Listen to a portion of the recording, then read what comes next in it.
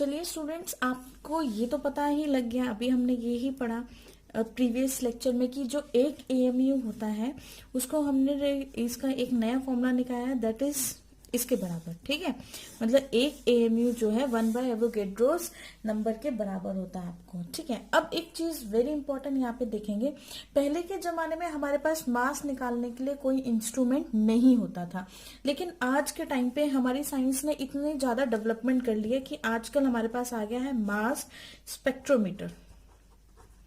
Spectrometer, ठीक है। मास spectrometer क्या होता है? एक ऐसा इंस्ट्रूमेंट होता है use to measure the mass of element, use to measure the मास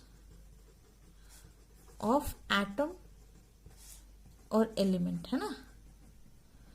ठीक है, किसी भी एलिमेंट का, एटम का मास मेजर करने के लिए इस इंस्ट्रूमेंट को यूज किया जाता है।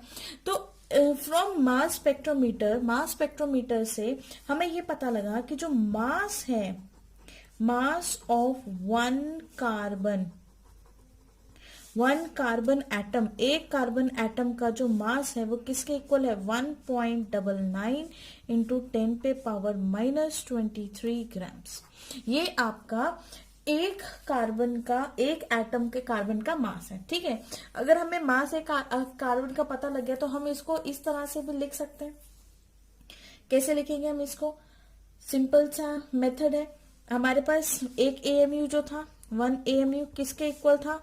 Mass of C12 atom divided by 12। ये हमने फाइंड आउट किया था कि नहीं? ठीक है, हमारे पास एक फॉर्मुलेशन ये थी।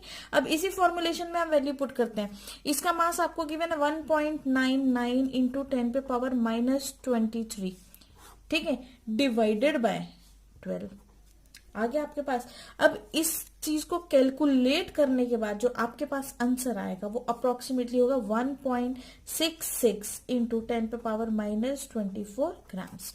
ठीक है, तो यहां से आप ये भी कंक्लूड कर सकते हैं कि जो 1 एएमयू है, 1 एएमयू की जो वैल्यू है वो इसके इक्वल होती है। जैसे हम बोलते हैं ना कि 1 केजी जो है वो 1000 ग्राम्स के इक्वल होता है ना, वैसे हम ये बोल सकते हैं कि 1 एएमयू की वैल्यू इतने के इक्वल आ रही है। क्लियर है आपको ये बात? ठीक है, जैसे ही आपको पता लगा कि 1 एएमयू की वैल्यू इतनी आ रही है, अब यहाँ पर मतलब एक कैटेगरी तो आ गई ग्राम्स की। अगर मैं बात करूं किलोग्राम्स में, तो इसी साइड अगर मैं बात करूं और हम इसको ऐसे लिख सकते हैं 1 एएमयू इज इक्वल टू कितने किलोग्राम्स के इक्वल होगा? 1.66 इंटू 10 पे पावर -27 केजीज, इसके इक्वल होगा एक एएमयू, इतने केजीज के इक्वल रहता है। क्लियर है ये बात?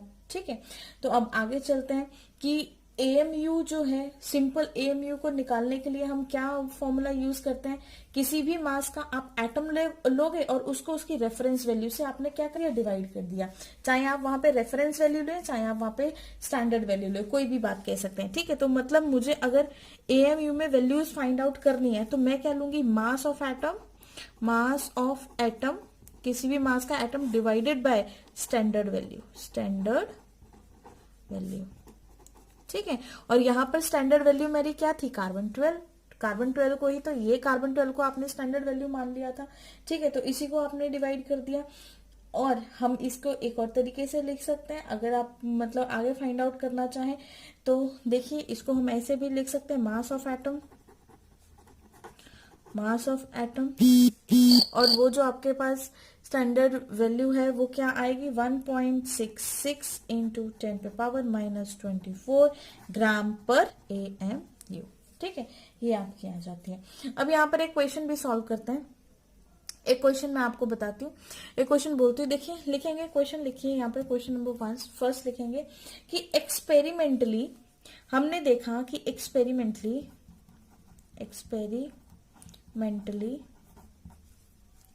हाइड्रोजन का जो मास है वो कितना कंक्लूड किया? 1.67 इंटू 10 पे पावर -27 ग्राम। एक्सपेरिमेंटली ये फाइंड आउट किया। ठीक है, अब हमें फाइंड करना है, फाइंड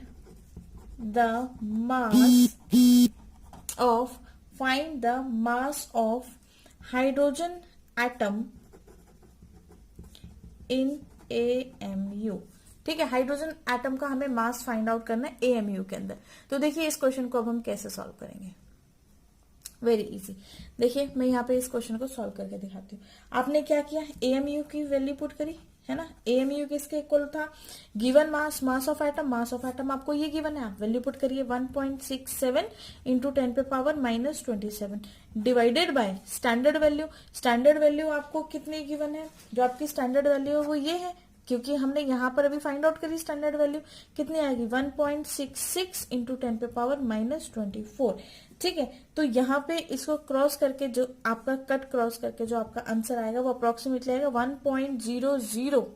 1.0078 AMU, इतना आपका आंसर आना चाहिए। ठीक है, तो हम इसको जनरली हम इसको ये भी बोल देते हैं, ये लिखिए, चाहे आप ऐसे भी लिख सकते हैं कि H इज इक्वल टू 1। ठीक है, और इस AMU को रिप्लेस किया गया बाय U, जिसको हम बोलते हैं यूनिफाइड मास।